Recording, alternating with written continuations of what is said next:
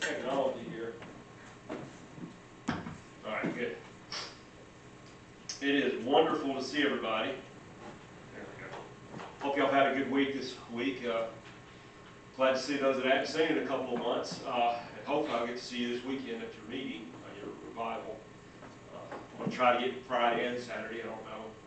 My Scholars Bowl team has a competition in Birmingham Friday, so I don't know what time I'll get back, if I'll get back in time, but I hope I'll get to be here Friday and Saturday night. So glad to see those that are here. Wishing I could see some that aren't here today, but we know that their situation is where they can't be here. But we're always praying for them and hoping that we can get a miracle out of it, and hopefully that something good will come about it. And you know, the sad thing is there's people all over the world that need our prayers at this time, and sometimes we forget that. We need to always remember who's in control in the very end. As was mentioned, we live in a world that is not a nice world. And that's why I sing that song more and more often, this world is not my home. And I have to keep reminding myself that if I ever turn on the news, I have to keep reminding myself, so I don't turn on the news as much as I used to. But it is good to be here. About 2 months ago, I sent out a letter to all my colleagues at work and asked them what they thought about the Church of Christ. I asked them a real simple question. What have you heard about the Church of Christ? Do you have questions about what we do? Because, you know, we've all heard some of the weird and strange things that people say about the Church of Christ. My nephew, his mother's mother, calls us a cult. And I'm like, have you ever been to a Church of Christ service? I can guarantee she hasn't. She's probably just parroting what somebody told her. And that was my question to him. What have you heard? What have you been told about the Church of Christ? And my title today is, why do y'all do that? Why do y'all do that? And this is a series of lessons. I got 3 or 4 of them that I've started on, about the things that they asked me about. The topics that they didn't understand why we did, or why we do these things. So why do we do that? Questions about the Church of Christ. And these are straightforward, simple questions. Now, again, question number 1 is probably the one that most everybody in here will probably think of first. Because every single one of them, except for one response, had this question on it. Had multiple questions on it. But the number 1 question is, why do y'all not use musical instruments in your worship service? Why don't you use a piano or a guitar or any of that stuff? That was the number 1 question. And I guarantee you, you ask somebody in your community, your family, your friends, that's one of the first things they're going to ask you. Why don't we use musical instruments? Well, that's what we want to look at today. You see the word a cappella. That's what we call singing without musical instruments, a cappella. And if you look at the word a cappella definition, it means without instrumental accompaniment. If you look at the original Italian, it means in the manner of a choir. That's where it comes from, is the Italian word in the manner of a choir. So when we sing every Sunday, and every Sunday night, and every Wednesday night, or whatever you sing, even at a revival, we don't use musical instruments. We sing a cappella, without musical instruments. Now, is the question, are musical instruments in worship assembly scriptural? Now, this isn't going to be the strangest thing you've probably seen. This is a lesson about musical instruments. But most of the lesson isn't about musical instruments. You just think, what? Most of this lesson today is not about musical instruments. I know that sounds strange, but you're going to see what I'm talking about in a minute. There's a purpose for this. We see in a lot of churches, some of the really big churches, they have these beautiful musical instruments. These organs, these pipe organs, are beautiful instruments. They're large instruments. They're very expensive instruments. And they make some beautiful sounds, absolutely. But you won't find one here. You won't find one at our place either. It doesn't occur. So, is this scriptural? Well, today I want to look at something called patterns. Because it all comes down to patterns. in our worship service. Now, if you look at life, y'all know me, I'm a science teacher, so I pulled up some science stuff. That's just me, that's what I do. This here is a shell that's been cut open. This, I believe, is a nautilus shell. It's an animal that lives in the ocean. And what it does is it grows, it builds little connection sections.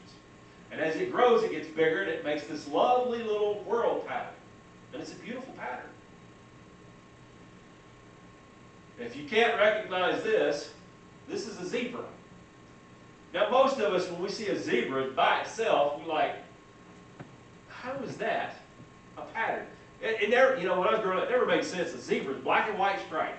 How in the world is that going to camouflage you? But you know, when I was growing up a little bit later, I found out, you know, if you got a pack of zebras, you know how hard it is for a predator like a lion to find that zebra, one single zebra? It looks like one big giant wall of zebras that they can't identify. So that pattern is there for a purpose. And for those of us who don't like math, but there are math patterns as well. I didn't see this one until a couple of weeks ago, and I said, this is a cool pattern. If you take 1 times 1, you get 1. If you get 11 times 11, you get 121. If you take 111 times 111, you get 12,321. Notice the pattern. So if I take 111,000,000, 111,000, and 111 times itself, you get million, billion, quadrillion. 12 quadrillion, 345 trillion, 678 billion, 987,654,321. That, to me, I don't know about y'all, is a pattern, isn't it? That's a pretty straightforward pattern. So we're talking about patterns. This is the one that my kids at chemistry class a few weeks ago just got through with. The periodic table. You want to see some wailing and gnashing of teeth? Teach the periodic table to teenagers. But the periodic table has a lot of patterns in it. Most of us think it's just a bunch of elements on a table. Okay, great. But you can see up here with these little arrows here, there's a lot of stuff going on here. And I don't have time to explain all this stuff, but I will tell you what. You can look at a periodic table and find out a lot of information about it. And there are patterns everywhere. There's patterns everywhere in our life. Now again, what does this have to do with us? Well, God has a pattern for worship too. Let's just be honest. We have patterns in our life everywhere we're at. God has a pattern too. He has a pattern for His worship. Now, go back to Genesis chapter 6. Y'all know where I'm going with this, don't you? Genesis chapter 6. Verse 12 says, "And God looked upon the earth, and behold, it was corrupt. For all flesh had corrupted his way upon the earth. And God said unto Noah, The end of all flesh is come before me, for the earth is filled with violence through them. And behold, I will destroy them with the earth. Make thee an ark of gopher wood. Room shalt thou make in the ark, and shalt pitch it within and without pitch." God was tired of what was going on in His world. He said, I'm going to destroy it. You build you an ark, Noah. Now I want you to notice. He made an ark of gopher wood. Pitch it in all the rooms. Put pitch in all those rooms. That's basically a black, oozy stuff that you put to keep it from leaking. Basically. I don't know. I've never used it. I've seen people use it before. But anyway. Then he says, "And this is the fashion which thou shalt make of it. The length of the ark shall be 300 cubits, the breadth of it 50 cubits, and the height of it 30 cubits. A window shalt thou make to the ark, and in a cubit shalt thou finish it above. And the door of the ark shalt thou set in the side thereof, with the lower, second, and third stories shalt thou make it. And behold, I, even I, do bring a flood of waters upon the earth, to destroy all flesh, wherein is the breath of life from the under heaven. And everything that is in the earth shall die. But with thee will I establish my covenant. Thou shalt come into the ark, thou and thy sons, and thy wife, and thy sons' wives with thee." Now you notice already, God has said, I'm going to want you to build this ark. And he gave detailed instructions, didn't he? Do it this way, and it's going to save you and your family. Look at verse 19. And every living thing of all flesh, 2 of every sort, shalt bring into the ark, to make them alive with thee. They shall be male and female. Of fowls after their kind, and of cattle after their kind. Of every creeping thing of the earth after his kind, 2 of every sort shall come into thee, to keep them alive. And thou shalt unto thee of all food that is eaten, and thou shalt gather it to thee, and it shall be for food for thee and for them. Verse 22 says, Thus did Noah, according to all that God commanded him, so did he. Did you notice a pattern there? Did you see that God gave Noah a pattern to follow? This is how you're going to build this ark. These are the creatures you're going to put. This is how many you're going to put. You're going to also get food so that every animal and you can survive what's about to happen. He gave him a pattern. Now let me ask you a question though. If God gave him the pattern and Noah didn't follow it, say he built it out of oak instead of gopher wood, or he built it out of pine, or cypress, or whatever kind of tree, or whatever kind of he wanted to put it in. Do you honestly think that ark would have floated? I don't think so. I don't think so. He had to follow God's plan. He had to follow the pattern that God set before him. So, let me ask you this though. What happens if we don't follow God's pattern? What if we don't follow his plan, his pattern? Well, let's go back to Leviticus chapter 10. Remember Nadab and Abihu, the sons of Aaron? They did something dumb, didn't they?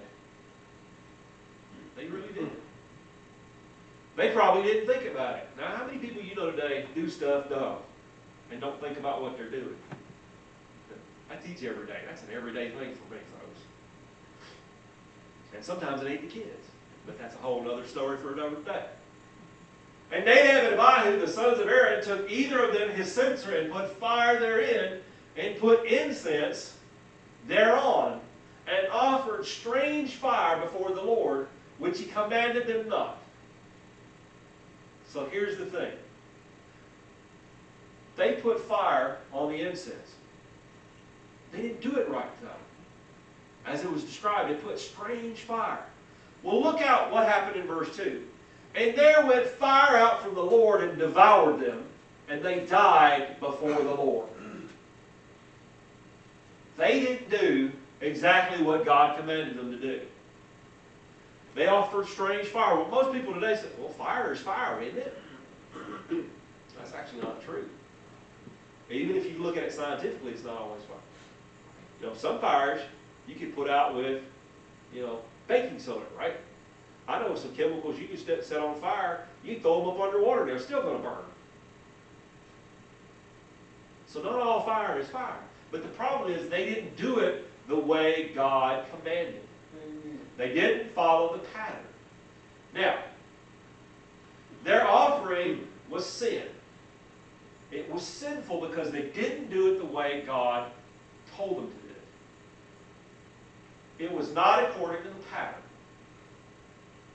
It was more than God commanded them. They were doing more than what was commanded. They violated his plain statements. Look at Numbers chapter 16, verse 46. And Moses said unto Aaron, take a censer and put fire therein from off the altar, and put on incense, and go quickly unto the congregation and make an atonement for them. For there is wrath gone out from the Lord, the plague is begun. This is what Moses told them. Look at Exodus 30, verse 9. Ye shall offer no strange incense thereon, nor burnt sacrifice, nor meat offering, neither shall ye pour drink offering thereon. They had a plan. They had a pattern to follow. See, the problem is, they offered the wrong thing. They thought, either they thought or they didn't think. I don't know. Maybe they just weren't thinking about it.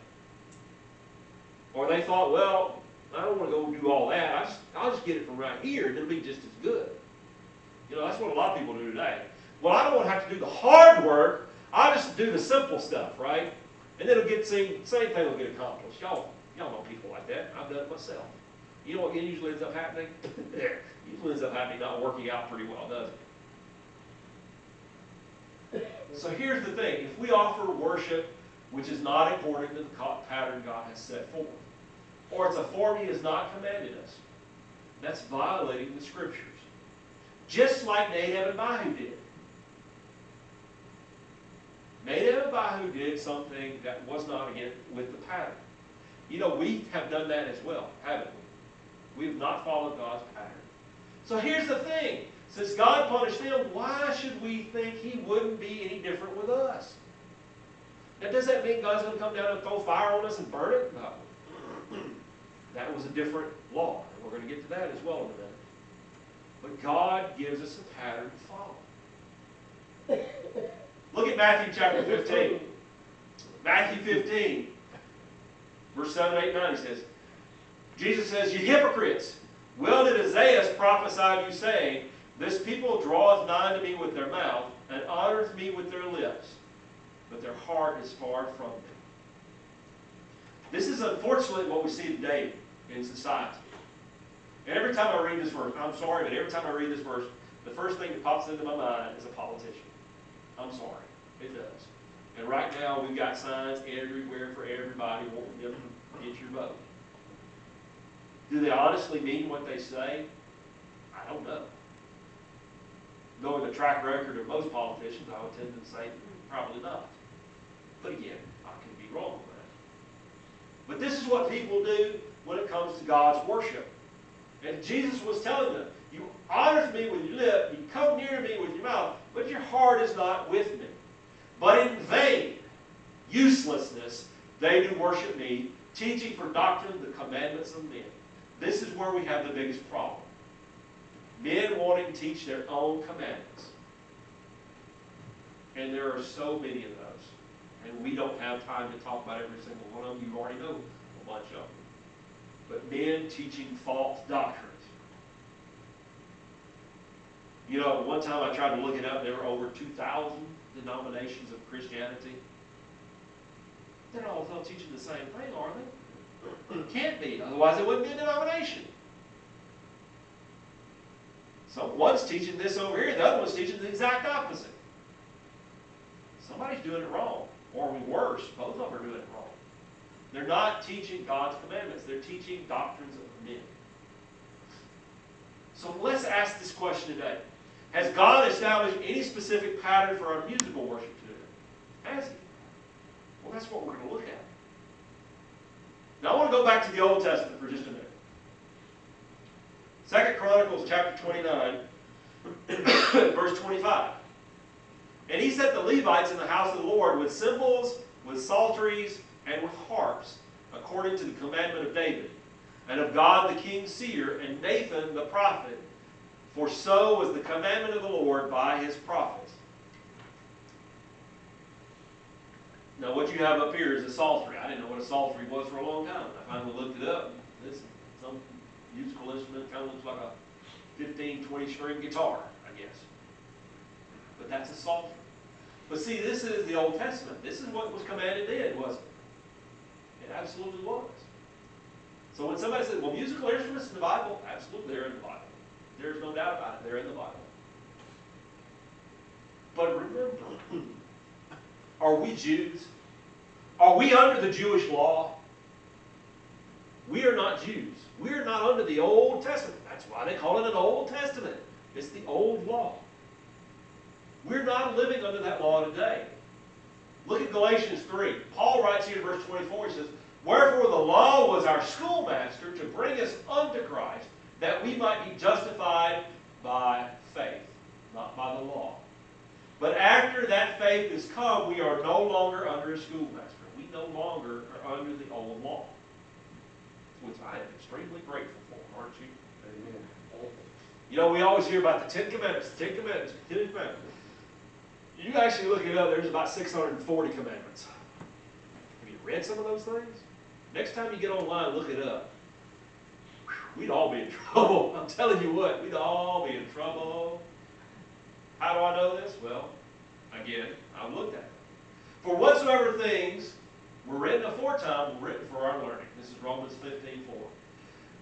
We have the Old Testament to learn from, to learn history, to learn how things were done, to learn the prophecies of Christ, to show that Christ was prophesied and he fulfilled the law.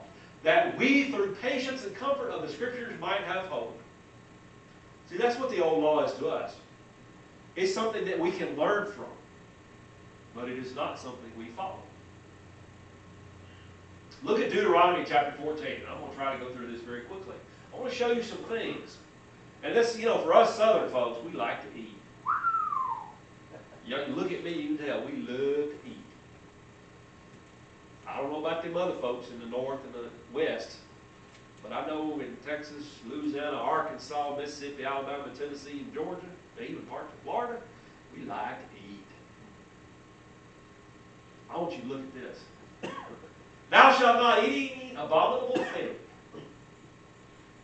These are the beasts which ye shall eat, the ox, the sheep, and the goat.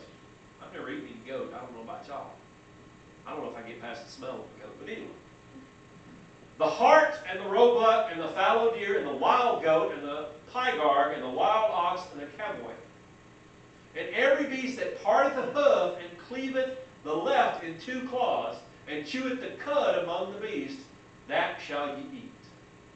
Nevertheless, ye shall not eat of them that chew the cud, or of them that divide the cloven hoof as the camel. I don't know why you want to eat a camel, but I guess we got hungry enough.